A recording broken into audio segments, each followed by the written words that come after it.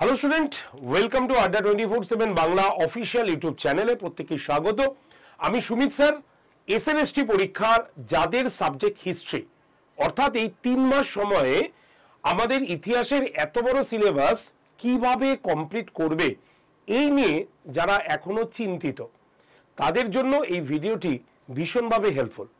তাই অনুগ্রহ করে প্রথম থেকে শেষ পর্যন্ত ভিডিওটি সম্পূর্ণ দেখুন। আপনাদের কাছে একটা সুন্দর নলেজ গেইন হবে। দীর্ঘ 9 বছর পর আমাদের পশ্চিমবঙ্গে আবারও এসএলএসটি পরীক্ষা হতে চলেছে। আর এই এসএলএসটি পরীক্ষায় 3 মাস সময় আমাদের হাতে রয়েছে। প্রত্যেকটি সাবজেক্টেরই বড় বড় সিলেবাস, কিন্তু এই সিলেবাস আমাদের যে কোনো প্রকারেই হোক 3 মাসে শেষ করতেই হবে, কারণ এরপরে কবে পরীক্ষা হবে সেটা নিয়ে আমরা কেউই জানি না। তাই কিভাবে 3 মাসের মধ্যে সিলেবাসটা কমপ্লিট করব আমরা, বিশেষ করে ইতিহাসের এনসিয়েন্ট, মিডিয়াভেল, মডার্ন, ইউরোপ। তো আজকের এই ভিডিওতে সেই বিষয়ে আলোচনা করব। তবে আলোচনা করার আগে যারা যারা এই সেশনটি দেখছেন প্রত্যেকে একটু শেয়ার করে দেবেন, কারণ আপনাদের মতোই আপনাদের বন্ধু বান্ধবরাও একই চিন্তায় কিন্তু জর্জরিত, তাদেরও একটু হেল্প হবে। আর আমি সুমিত স্যার, আড্ডা 24/7 বেঙ্গলির প্ল্যাটফর্মে আমি এখানে হিস্ট্রি পড়াই। তো অবশ্যই ইতিহাসের ক্লাসটাও আমি আপনাদের কিন্তু নেব। তো চলুন শুরু করা যাক আজকের সেশনের প্রথমে শুরু করার আগেই ভ্যাকেন্সির সংখ্যাটা একবার আপনাদের চোখ বুলিয়ে নিতে বলবো। সেটি হচ্ছে, প্রথমটা কি আছে, প্রথমটি আমাদের 9-10 এর ক্ষেত্রে। আর 9-10 এর ক্ষেত্রে যদি আমরা ইতিহাসের ভ্যাকেন্সি দেখি, টোটাল পোস্ট খালি আছে কত, 1269টি পোস্ট খালি আছে। ঠিক আছে, তাহলে 1269টি পোস্টের জন্য কতজন পরীক্ষা দেবে বুঝতে পারছেন তো? কারণ 9 বছর ধরে কিন্তু প্রতি বছরই বিএড কোয়ালিফাই কিন্তু করেছে। তাহলে হিসাব করে দেখুন, একটা কলেজে সম্ভবত 100টা সিট থাকে, তো তার মধ্যে প্রত্যেকটি কলেজ থেকে কত পরিমাণ বিএড কোর্স করে পাশ করে বসে আছে আশা করি বুঝতেই পারছেন। আর ইতিহাসের তো কম্পিটিশন তুলনামূলক অনেক বেশি। সুতরাং এই 1269টি পোস্টের জন্য মিনিমাম 10 থেকে 15 গুণ ছেলে মেয়ে কিন্তু পরীক্ষা দিতে চলেছে, এর থেকে বেশি সম্ভবত। তো সেই হিসাবে এখনো তো ফর্ম ফিল আপ হয়নি, কিন্তু আন্দাজের ভিত্তিতে বলছি। যদি আমরা 11-12 এর ক্ষেত্রে দেখি, তাহলে আমাদের 11-12 যদি আমরা দেখি, তাহলে ইতিহাসের ক্ষেত্রে আমাদের পোস্ট কতটা খালি আছে, 430টি মাত্র। দেখো, এটা মাত্র বললাম কারণ 11-12 না বেশি তো সিট থাকে না, তো স্বাভাবিক হিসাবে 430টা সিট কিন্তু খুব একটা কম নয়, কিন্তু তার জন্য কম্পিটিশন কিন্তু মারাত্মক আকারে থাকবে। তো এই কম্পিটিশনে প্রত্যেকে নেমে যেতে হবে। তো সিলেবাস কিভাবে কভার করব? তো সিলেবাস কভার করার আগে আমি একটু সিলেবাসটার দিকে চোখ বুলিয়ে নিতে বলবো প্রত্যেককে। সিলেবাস যদি আমরা দেখি, তাহলে সিলেবাসে কিন্তু কোনো রকম পরিবর্তন হয়নি।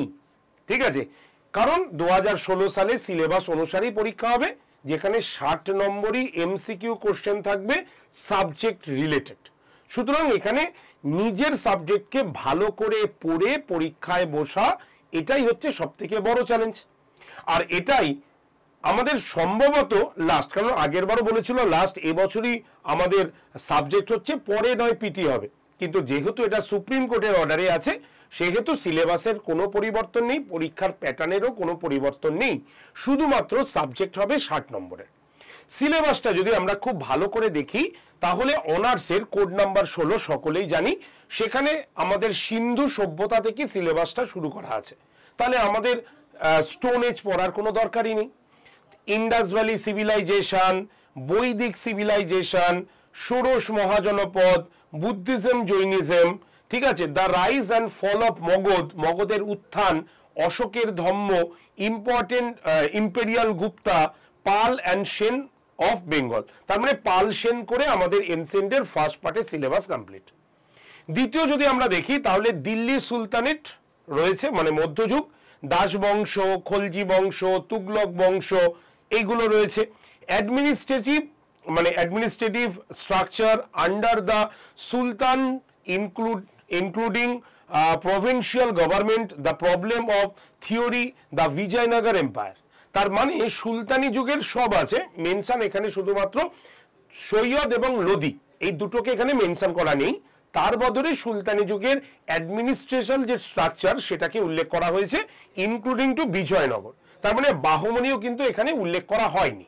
ঠিক আছে, চলে আসি 3 নম্বরে কি আছে, পুরো মুঘল যুগ রয়েছে, মুঘলে বাবর রয়েছে, ঠিক আছে, তারপরে শেরশাহ সুরি রয়েছে, আকবর রয়েছে, হ্যাঁ, আর কি রয়েছে যদি আমরা দেখি তাহলে জাহাঙ্গীর রয়েছে, শাহজাহান রয়েছে, ঔরঙ্গজেব রয়েছে, মারাঠা শক্তি রয়েছে, শিবাজি রয়েছে, তাই না? এছাড়াও এখানে অদ্ভুতভাবে সিলেবাসটা যদি দেখো তাহলে দেখবে এখানে কিছু আঞ্চলিক বা প্রভিন্সিয়াল ডাইনেস্টির কথা মেনশন করা রয়েছে। যেমন দেখো লেখা আছে কি, the growth of the regional powers, Bengal, Awadh, Hyderabad, এই যে 3টে জায়গার, এটাও কিন্তু তোমাদের এখানে পড়তে হবে। ঠিক আছে, এবার চলে আসি মডার্ন ফেজে। মডার্ন ফেজে দেখি যদি আমরা, Sirajuddaulah and East India company, Mir Kasim, ঠিক আছে, ইস্ট ইন্ডিয়া কোম্পানির প্রাইভেট ট্রেড, ঠিক আছে, ড্রেন অফ ওয়েল থিওরি মানে সম্পদের নির্গমন, land revenue system, land revenue সিস্টেমের মধ্যে কি কি আছে, যেমন আমাদের রায়তওয়ারি সেটেলমেন্ট, রায়তওয়ারি বন্দোবস্ত, মহলারি বন্দোবস্ত, ভাইয়াচারি বন্দোবস্ত, এইগুলো, একশালা বন্দোবস্ত, 5 শালা বন্দোবস্ত, 10 শালা বন্দোবস্ত, চিরস্থায়ী বন্দোবস্ত, এইগুলো এর মধ্যে কিন্তু ইনক্লুড করা রয়েছে। ঠিক আছে, এবার চলে আসি আর কি কি রয়েছে। আমাদের ব্রিটিশ আমলের বেশ কিছু উপজাতি বিদ্রোহ, এটা কিন্তু আমাদের 6 নম্বর টপিকের মধ্যে রয়েছে, যেখানে পাইক, চোয়ার, ঠিক আছে, তারপর হচ্ছে Poligar movement, Wahabi movement, Faraizi movement, Santhal movement, এগুলো 1857 সালের মহাবিদ্রোহের সঙ্গে ইনক্লুড করা রয়েছে। এছাড়াও কিছু সোশ্যাল রিফর্মার্সদের কথা বলা আছে, যেমন ধরো রামমোহন রয়, ঠিক আছে, ব্রাহ্ম সমাজ, আলিগড়। সুতরাং এই যে ফ্রেজটাতে দেখছো তুমি, এখানে ওই দুটো পড়লেই শুধু হবে না, কিন্তু এখানে যারা সোশ্যাল এবং রিলিজিয়াস অ্যাক্টিভিটির সঙ্গে যুক্ত আছে তাদের প্রত্যেকের সম্পর্কেই তোমাকে পড়তে হবে বা ধারণা রাখতে হবে। ঠিক আছে, চলে আসি আমরা এর পরেরটা, যদি 8 নম্বরে চলে আসি তাহলে আমরা কি দেখব, স্বদেশী মুভমেন্ট, কংগ্রেসি পাওয়ারটা ওপরেই রয়েছে, এবং গান্ধীজির আন্দোলনগুলো রয়েছে, যেমন নন কোঅপারেশন, অসহযোগ আন্দোলন, সিভিল ডিসঅবিডিয়েন্স মানে তোমার আইন অমান্য আন্দোলন, কুইট ইন্ডিয়া মুভমেন্ট সেটা রয়েছে, ভারত ছাড়ো আন্দোলন, Muslim League and the demand for Pakistan, আর পার্টিশন অ্যান্ড ইন্ডিপেন্ডেন্স। অর্থাৎ সেই সময়কালে গান্ধীজির যত আন্দোলনের কনসেপ্ট আছে সবকিছু কিন্তু এর মধ্যে এখানে যুক্ত রয়েছে। সুতরাং মডার্ন হিস্ট্রিতে আমরা এই 8টা টপিক দেখলে পুরোপুরি কিন্তু 8টা নয়, এখানে আরো ভাস্টে তোমাকে পড়তে হবে। ঠিক আছে, চলে আসি আমাদের ইউরোপের ইতিহাসে আমাদের ফ্রেঞ্চ রেভলিউশন রয়েছে, ফরাসি বিদ্রোহ রয়েছে, নেপোলিয়ান বোনাপার্টের কথা রয়েছে পুরোটা। ঠিক আছে, আচ্ছা, ভিয়েনা কংগ্রেস রয়েছে, মেটার্নিক তন্ত্র রয়েছে, আমরা পড়েছি, আবার আমাদের পড়তে হবে। 1830 সালে থেকে 1848 সালের যে রেভলিউশন সেটি রয়েছে। জার্মানি এবং ইতালির এই যে জার্মানি ইতালির যে ইউনিফিকেশন সেটা রয়েছে, এবং সবথেকে বড় কথা শিল্প বিপ্লব রয়েছে ইংল্যান্ড অ্যান্ড ইউরোপ, অর্থাৎ ইংল্যান্ডের সমেত ইউরোপের যে শিল্প বিপ্লব হয়েছিল সেই শিল্প বিপ্লবের পুরো চ্যাপ্টারটা রয়েছে। 10 নম্বরের পার্টি কি কি রয়েছে আমাদের, ইউরোপিয়ান ইম্পেরিয়ালিজম, অর্থাৎ কি রয়েছে আমাদের এখানে কিন্তু জার্মানির ওয়েল পলিটিক মানে বিসমার্কের ইতিহাস পড়তে হবে এখানে, প্রথম বিশ্বযুদ্ধ এবং প্রথম বিশ্বযুদ্ধের সময় যে ত্রিশক্তি মানে জোট তৈরি হয়েছিল সেটা, এবং তার পাশাপাশি আমাদের কিন্তু নাৎসিজমও রয়েছে। ঠিক আছে, জার্মানির যেটা নাৎসিজম, ইটালির যে ফ্যাসিবাদ সমেত আমাদের একদম চলে আসতে হবে দ্বিতীয় বিশ্বযুদ্ধ পর্যন্ত। অর্থাৎ আমাদের ইউরোপের ইতিহাসও কিন্তু 3টে টপিক দেখলেই হবে না, 3টে টপিকের ভাস জায়গাগুলো কিন্তু রয়েছে। তোমার কাছে এই সিলেবাসটা আছে তো? যদি এই সিলেবাসটা তোমার কাছে না থাকে, তুমি যদি ইতিহাসের গাইডেন্স চাও, তাহলে তোমরা হোয়াটসঅ্যাপ গ্রুপে জয়েন্ট হতে পারো। আমার হোয়াটসঅ্যাপ গ্রুপে জয়েন্টের জন্য জাস্ট হোয়াটসঅ্যাপে একটা হাই লিখতে হবে। নাম্বারটা কি লিখে নাও, 8013492626। ঠিক আছে, আরেকবার বলি, 8013492626। এই নাম্বারে হোয়াটসঅ্যাপে জাস্ট হাই লিখে তোমাকে পাঠাতে হবে, তাহলেই তুমি গ্রুপ জয়েন্টের লিঙ্ক পাবে, সেখানে জয়েন থাকো এবং তুমি সিলেবাস লেখো যে আমি সিলেবাস চাই, আমি তোমাকে সিলেবাসটা প্রোভাইড করে দিচ্ছি। এবার এই যে এত বড় সিলেবাস আমরা কভার করব কি করে, তাই না? 3 মাসে তোমার মনে হতে পারে যে আমি চলো 3 মাস 90টা টপিক, তো এখানে আমি যদি 5 ঘন্টা বা 6 ঘন্টা করে থরলি পড়ি তাহলে আমার শেষ হয়ে যাবে। হ্যাঁ, থরলি পড়লে শেষ হবে, কিন্তু থরলি মনে রাখতে পারবে তো? একদমই নয়। তাহলে সেক্ষেত্রে আমাদের ইম্পর্টেন্ট টপিক বা ইম্পর্টেন্ট কোশ্চেন অ্যান্সারগুলোকে বাছতে হবে। যেমন অ্যাজ এ এক্সাম্পল তুমি ভাবতে পারো তোমার বাড়িতে বেশ কিছু বই আছে, সেই বইগুলোকে আমি ঘেটে পড়ি। যদি আমি তোমাকে প্রশ্নটা করি যে সিন্ধু সভ্যতা তো গ্রাম মানে শহর ভিত্তিক সভ্যতা, তাই তো? কিন্তু সিন্ধু সভ্যতার একটি কেন্দ্র ছিল যেখানে আমরা গ্রামীণ সভ্যতার বৈশিষ্ট্য লক্ষ্য করতে পারি, এই প্রশ্নটা তুমি পাবে খুঁজে, দেখে নাও তো। তাহলে সিন্ধু সভ্যতা তো শহর ভিত্তিক সভ্যতা, কিন্তু তার মধ্যে একটি কেন্দ্র ছিল যেখানে গ্রামীণ বৈশিষ্ট্য পাওয়া যায়।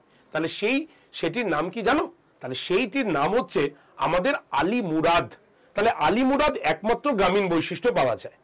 যেমন ধরো আমি তোমাকে প্রশ্ন করলাম যে যজুর্বেদ, সবাই নাম শুনেছি, যজুর্বেদ কার নাম অনুসারে হয়েছিল? তোমরা জেনারেল বইগুলোতে তো পেলে না। তাহলে অ্যান্সার কি হবে?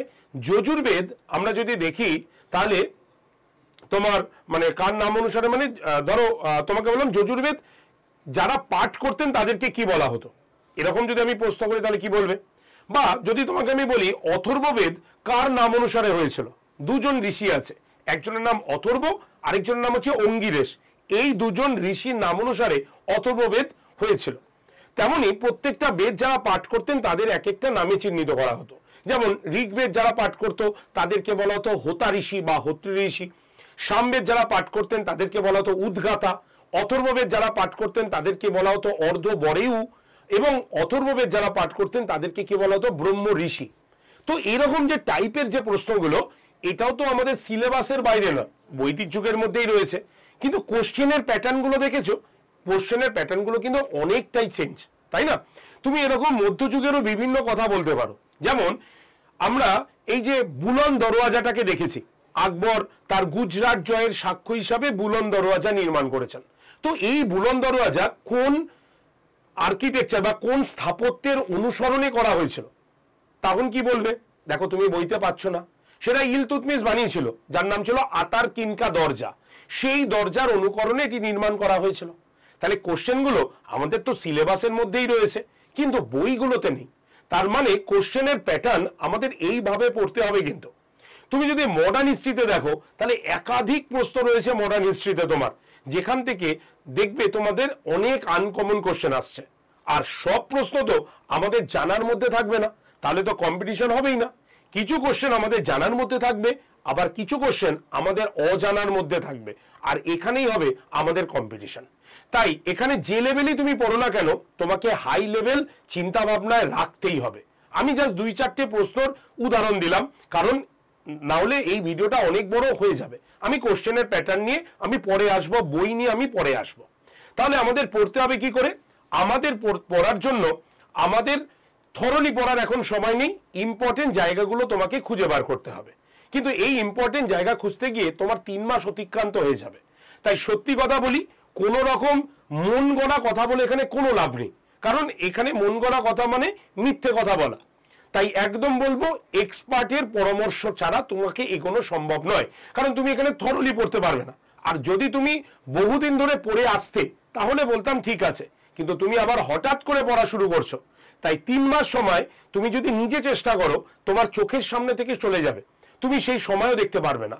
তাই এই 3 মাসের জন্য যে সাবজেক্টের এক্সপার্ট রয়েছেন বা যারা এসএলএসটি পড়ান তাদের সহায়তা তুমি নিতে পারো, ঠিক আছে? আর এই সহায়তা যদি তুমি আমাদের কাছ থেকে নিতে চাও তাহলে কিন্তু আমাদের কাছে অলরেডি একটি সুন্দর ব্যাচ তোমাদের জন্য নিয়ে আসা হয়েছে। যেই ব্যাচটার ক্লাস 16 তারিখ থেকে কিন্তু শুরু হচ্ছে। আর এই যে ব্যাচটা, এটা একদম 9, 10, 11, 12 কে কভার করবে। আমি তোমাদের পড়াবো মাস্টার্স এবং বিএড, এই দুটো ডিগ্রি আমার রয়েছে। এবং এই যে মাস্টার্স থেকে বেশ কিছু ইম্পর্টেন্ট কোশ্চেন, আমাদের গ্র্যাজুয়েশন লেভেল থেকে বেশ কিছু ইম্পর্টেন্ট কোশ্চেন এবং মডার্ন টাইপের প্রশ্ন, আমি সব কিছু করাবো এই ব্যাচটাতে। আর এই ব্যাচটায় আমি একটা নতুন পরিকল্পনা করেছি, আর সেই পরিকল্পনাটাই হচ্ছে আমার ব্যাচের এই স্ট্র্যাটেজি, যেটা যারা মেনে চলবে তাদের ক্ষেত্রে 3 মাসে সিলেবাস কমপ্লিট হতে বাধ্য। কি স্ট্র্যাটেজি সেটা একটু বলে দিই, মন দিয়ে শুনে নাও। এই ব্যাচে আমি পুরো সিলেবাসের উপরে একটা রেকর্ডেড ভিডিও কোর্স প্রথমেই দিয়ে দিয়েছি। কেন দিয়েছি? কারণ চিন্তা করে দেখো, তোমার 16 তারিখ থেকে ক্লাস শুরু হচ্ছে, তুমি ধরা গেল আজকে ভর্তি হয়েছ, তাহলে এই যে 12 দিন তুমি কি বসে থাকবে? একদমই নয়। তাই 12 দিনে তুমি প্রত্যেকটা ভিডিও আমার দেখতে থাকবে, যেগুলো পুরো সিলেবাসের উপরে কভার করেছি আমি। ঠিক আছে। 2 নম্বর সুবিধা, তুমি দিনে একটা করে ক্লাস করছো আমাদের লাইভ, কিন্তু তুমি একটা বা 1 ঘন্টা লাইভ ক্লাস করে তুমি কি সিলেবাস শেষ করতে পারবে? নয়। আমি নয় লাইভ ক্লাস করে দিনের শেষ পর্যন্ত বা একদম অগস্টের লাস্ট উইকে আমি গিয়ে সিলেবাস শেষ করলাম, কিন্তু তুমি যদি ইচ্ছা করো তাহলে ওই ভিডিও কোর্স তুমি দিনে 4টে থেকে 5টা দেখে এবং একটি লাইভ ক্লাস করে তুমি আমার ক্লাসের থেকেও অ্যাডভান্স লেভেলে এগিয়ে থাকবে। তাই পরিকল্পনাটা করেছি যে স্টুডেন্টরা লাইভ ক্লাসের পাশাপাশি রেকর্ডেড ক্লাসটাও করুক, এবং এই করলে তোমার দেখা যাবে একদম তুমি অগস্টের মধ্যেই তুমি তোমার সিলেবাসকে পুরোপুরি কভার করতে পারছো। তাই এই স্ট্র্যাটেজি আমি রেখেছি। সঙ্গে কি রেখেছি? মক টেস্ট রেখেছি। তুমি প্রত্যেক দিন একটা করে মক টেস্ট দাও, নিজে বুঝতে পারবে মক টেস্ট দিয়ে তুমি কোন পজিশনে আছো। তাহলে লাইভ ক্লাস হয়ে গেল, লাইভ ক্লাস হয়ে যাবার পর সেই ক্লাসের রেকর্ডেড ভিডিও পেয়ে গেলে, তুমি পিডিএফ পেয়ে গেলে নোটস আকারে, একটা ফুল রেকর্ডেড কোর্স পেয়ে গেলে, এবং তার সঙ্গে সঙ্গে মক টেস্টও পেয়ে গেলে। তাই যদি চিন্তা করো যে আমি এই 3 মাসে পুরো সিলেবাসটা দিনে 4 থেকে 5 ঘন্টা রেকর্ডেড ক্লাস করে কভার করে দিই, আর লাইভ ক্লাসে গিয়ে শুধু পড়াটাকে ভালো করে বুঝি এবং ইম্পর্টেন্ট নোটসগুলোকে নিয়ে নিই, তাহলে তোমার সিলেবাস কি 30 দিনে শেষ হবে না? গ্যারেন্টি তোমার শেষ হবে। আর এর জন্যই এই স্ট্র্যাটেজি আমি এই ব্যাচটাতে ফলো করেছি, যেটা আর কোথাও কিন্তু হবে না। তুমি প্রত্যেকটা জায়গায় গেলে তোমাকে লাইভ ক্লাসই করাবে, আর আমরা লাইভ ক্লাসের পাশাপাশি একটা ফুল রেকর্ডেড এসএলএসটির কোর্স তোমাদের দিয়ে দিচ্ছি, যেখানে প্রত্যেকটা টপিক ধরে ধরে আমি পড়িয়েছি এবং সেখানে ইম্পর্টেন্ট কোশ্চেনও তোমাদের আমি দিয়ে দিয়েছি, যেটা আর কোথাও পাবে না, গ্যারেন্টি দিচ্ছি আমি তোমাদের। তাই এই প্রসেসটা তোমার ফলো করো, এসএলএসটি হিস্ট্রিতে কোশ্চেন কমন পেতে কোনো রকম অসুবিধা হবে না। তাহলে এই ব্যাচটার প্রাইস কত স্যার? ব্যাচটার প্রাইস বিশেষ কিছু রাখা হয়নি। যদি তুমি discount coupon code Y368 use করো, মাত্র 2871 টাকায় তুমি পুরো এই ব্যাচটার সাবস্ক্রিপশন পেয়ে যাবে। মানে recorded video, live video, mock test এবং রেকর্ডেড ভিডিও সব কিছু পেয়ে যাবে এই 2871 টাকার মধ্যে। ক্লিয়ার? তাহলে এই 2871 টাকা খরচা করে তুমি এই ব্যাচে আজকে অ্যাডমিশন নাও, কারণ জানো হিস্ট্রির কম্পিটিশনটা কত দূর হতে পারে। তাই এখন থেকে একদিনও সময় নষ্ট নয়, 90 দিনের মধ্যে 90 দিন তুমি ইউটিলাইজ করো, কারণ এই 90 দিনের খাটনি তোমার সারা জীবনের 60 বছর বয়স পর্যন্ত তোমাকে আনন্দ সহকারে বাঁচতে সাহায্য করবে। তাই 3 মাসের প্রস্তুতি তোমার 60 বছর জীবনকে সুরক্ষিত করে দেবে। তার জন্য আজকেই ভর্তি হয়ে যাও এই ব্যাচে, কারণ 31শে ডিসেম্বরের মধ্যে আমাদের রিক্রুটমেন্ট প্রসেসকে কমপ্লিট করতে হবে। ক্লিয়ার? তাহলে এবার বলি কিভাবে ভর্তি হবে। তবে ভর্তির আগে অ্যাডমিশন হেল্পলাইন নাম্বারটা একটু লিখে নাও, দরকার হলে ভর্তি হলে কল করে নেবে। নাম্বারটা হচ্ছে 8013492626। ঠিক আছে, আরেকবার বলি 8013492626। এই নাম্বারে ডিরেক্টলি কল করবে। এবার ভর্তির প্রসেসটা আমি একটুখানি বলে দিই। আমাদের আড্ডা 247 অ্যাপটাকে তোমাকে প্লে স্টোর থেকে ডাউনলোড করতে হবে। ডাউনলোড করবে, ডাউনলোড হয়ে গেলে অ্যাপটা ওপেন করবে। ওপেন করলেই তুমি দেখতে পাবে অনেকগুলো অপশন আসবে। তুমি সেখানে স্টেট এক্সাম অপশানে ক্লিক করে ওয়েস্ট বেঙ্গলে আসবে। তারপরে হ্যালো বাংলা, ইংলিশ, যেটা তোমার পছন্দ ফোনের ভাষা হিসাবে ব্যবহার করবে। করলেই দেখবে অ্যাপটা এইভাবে ওপেন হবে, যেখানে হোম, কমিউনিটি, মাই কন্টেন্ট এবং স্টোর অপশন আছে। তোমাকে কি করতে হবে? এই স্টোর অপশানে গিয়ে ক্লিক করতে হবে। ক্লিক করলেই দেখবে এরকম পেজ খুলেছে, যেখানে ফাইন প্রোডাক্ট বাই এক্সাম লেখা রয়েছে এবং তার পাশে ভিউ অল আছে। ওখানে ক্লিক করে WBSLST দেখতে পাচ্ছ, লোগোটায় ক্লিক করবে। করলেই তুমি SLST হিস্ট্রি ব্যাচটা দেখতে পাবে। সেখানে টাচ করলেই দেখবে কি হবে, পরের পেজটা ওপেন হবে। ওপেন হলো, এখানে কি আছে? অফার্স অ্যান্ড ডিসকাউন্ট, আর নিচে কি সবুজ রঙের বক্সে ME20 কুপন অ্যাপ্লাইড আছে। ওখানে ক্লিক করলে এই পেজটা খুলবে। সেখানে অ্যাভেলেবেল অফার্সের নিচে এন্টার কুপন কোড আছে, এখানে তুমি Y368 লিখে ঠিক তার পাশের অ্যাপ্লাই বাটনে প্রেস করবে, Y368 দেখেছো, তাহলে ব্যাচটার প্রাইস কত হচ্ছে 2871 টাকা। এবার বাই নাও অপশনে তোমাকে ক্লিক করতে হবে, দিয়ে তোমাকে সিলেক্ট পেমেন্ট মেথড থেকে ইউপিআই চুজ করে পেমেন্ট করতে হবে। যদি তোমার ইউপিআই না থাকে তাহলে অন্য কারো ইউপিআই এর আইডি তোমাকে কি করতে হবে, এখানে বসাতে হবে। ঠিক আছে, এখানে ইউপিআই আইডি বসাবে, বসিয়ে কন্টিনিউ করলেই তার ফোনপে বা গুগল পেতে মেসেজ যাবে, সে সেটাকে অ্যাকসেপ্ট করে পে নাও করলেই তুমি ভর্তি হয়ে যেতে পারবে। এই হচ্ছে ভর্তির প্রসেস। আর যদি এই ভর্তির প্রসেস তোমাদের অসুবিধা মনে হয় তাহলে কোনো দরকার নেই, তুমি ডিরেক্টলি কল করে নাও ভর্তির জন্য। নাম্বারটা কি, নাম্বার হচ্ছে 8013492626। ঠিক আছে, আরেকবার বলে দিই, মিলিয়ে নাও নাম্বারটা ঠিক আছে কিনা, 8013492626। এই নাম্বারে ডিরেক্টলি কল করে নাও ভর্তির জন্য। তাহলে 3 মাসে প্রিপারেশনের স্ট্র্যাটেজি বলে দিলাম তো। আর এই ব্যাচের স্ট্র্যাটেজি অন্য কোথাও তুমি পাবে না, গ্যারেন্টি দিলাম আমি তোমাকে।